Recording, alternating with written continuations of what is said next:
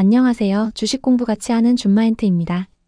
오늘은 여러분들이 주식하다 보면 꼭 마주치는 두 가지 개념, 바로 유상증자와 무상증자에 대해서 자세히 알아보려고 합니다. 회사가 증자한다는데 내 주식은 괜찮은 걸까? 무상증자 발표 났다던데 이거 호재일까? 악재일까? 이런 궁금증들 한 번쯤 가져보셨죠? 이번 영상 보시면 증자가 어떤 건지, 왜 하는 건지, 그리고 우리 투자자 입장에서 이걸 어떻게 받아들여야 할지까지 모두 알 수 있습니다. 그럼 바로 시작해 볼게요. 1. 유상증자란 무엇인가요? 먼저 유상증자입니다. 이 단어부터 조금 어렵게 느껴지실 수 있는데요. 사실은 정말 단순해요. 유상이라는 건 돈을 받고 뭔가를 준다는 뜻이에요. 증자는 말 그대로 자본금을 늘린다는 뜻이죠.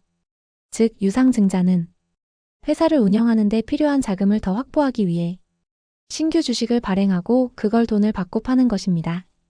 예를 들어 회사가 우리 신주를 1주에 5,000원씩 팔겠습니다 라고 하면 그걸 투자자들이 돈을 주고 사는 거예요. 회사는 그 돈을 받아서 사업에 쓰는 거고요. 유상증자의 목적은 무엇일까요? 그럼 왜 이런 유상증자를 할까요? 크게 보면 이유는 세 가지입니다. 첫 번째, 사업 확대. 새로운 공장을 짓거나 신사업에 투자하려면 돈이 필요하겠죠? 은행에서 빌리면 이자를 내야 하니까 주식을 팔아서 돈을 조달하는 거예요. 두 번째, 부채 상환. 회사가 빚이 많을 때 이자 부담을 줄이려고 유상증자를 하는 경우도 많습니다. 마지막, 운영자금 확보. 예를 들어 코로나 같은 위기 상황에 유동성이 부족하면 당장 쓸 돈이 필요하니까요. 유상증자의 방식 세 가지 종류. 유상증자에도 방식이 여러 가지가 있습니다. 1. 주주배정 유상증자. 기존 주주에게 먼저 살 기회를 주는 방식이에요. 예를 들어 내가 회사 주식 100주 갖고 있으면 너 10주 더 살 수 있어 하고 제안이 오는 거죠. 가격은 보통 시가보다 낮은 청약가로 제시됩니다. 이걸 신주인 수권이라고 하는데 이 권리는 양도 가능하기도 해요. 2. 제3자 배정 유상증자. 말 그대로 특정 외부 투자자에게만 주식을 줍니다. 예를 들어 벤처캐피탈, 대기업 혹은 전략적 파트너에게 지분을 넘겨주는 방식이죠. 이 경우 기존 주주 입장에선 지분 희석 부담이 커질 수 있어요. 3. 일반 공모 유상증자. 누구나 공모 청약에 참여해서 신주를 살 수 있는 방식입니다. 소액 투자자들도 청약 기회를 가질 수 있다는 장점이 있죠. 유상증자가 주가에 미치는 영향. 자, 그럼 유상증자가 발표되면 주가엔 어떤 영향이 있을까요? 솔직히 말씀드리면 단기적으로는 악재로 작용할 때가 많습니다. 왜냐하면 주식 수가 늘어나면서 주당 가치가 희석되고 시장에서는 회사가 돈이 부족한가 하고 재무적 불안감을 느끼기 때문이에요. 게다가 신주 발행가가 낮다 보니 나중에 신주 받자마자 팔아버리는 단기 차익 매물도 생기고요. 하지만 장기적으로는 반드시 악재라고만 볼 수는 없습니다. 조달한 자금이 좋은 사업에 투자되어 실적 개선으로 이어지면 오히려 기업 가치가 올라가고 주가도 반등할 수 있어요. 즉, 유상증자는 단기적으론 조심해야 하지만 기업의 자금 사용 계획을 잘 보면 기회가 될 수도 있습니다. 2.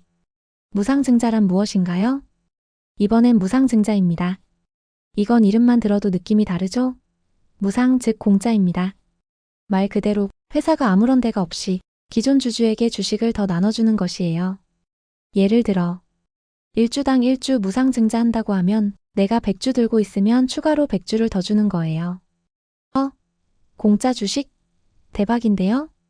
네, 대부분의 투자자들이 무상증자를 호재로 받아들입니다. 무상증자는 왜 하나요? 무상증자의 목적은 크게 두 가지입니다. 첫 번째, 유통 주식수 확대. 주가가 너무 비싸면 거래가 줄어들 수 있어요. 무상증자를 통해 주식 단가를 낮추면 거래가 활발해집니다. 두 번째, 주주 친화 정책. 장기 보유한 주주들에게 보상을 해주는 효과가 있어요. 우리 회사를 믿고 오래 보유해 주셔서 감사합니다 라는 메시지죠. 무상증자가 주가에 미치는 영향. 무상증자 발표가 나면 대부분 단기적으로는 주가가 상승합니다. 왜냐하면 공짜 주식을 준다는 심리적 호재로 작용하고 주식 수가 늘어나며 유동성이 증가합니다. 또한 단타 세력의 매수가 유입됩니다. 이런 요소들이 작용하면서 주가가 무상증자 전후로 급등하는 경우도 많아요. 다만 무상증자는 단순히 쪼개기이기 때문에 기업의 실질 가치는 변하지 않습니다.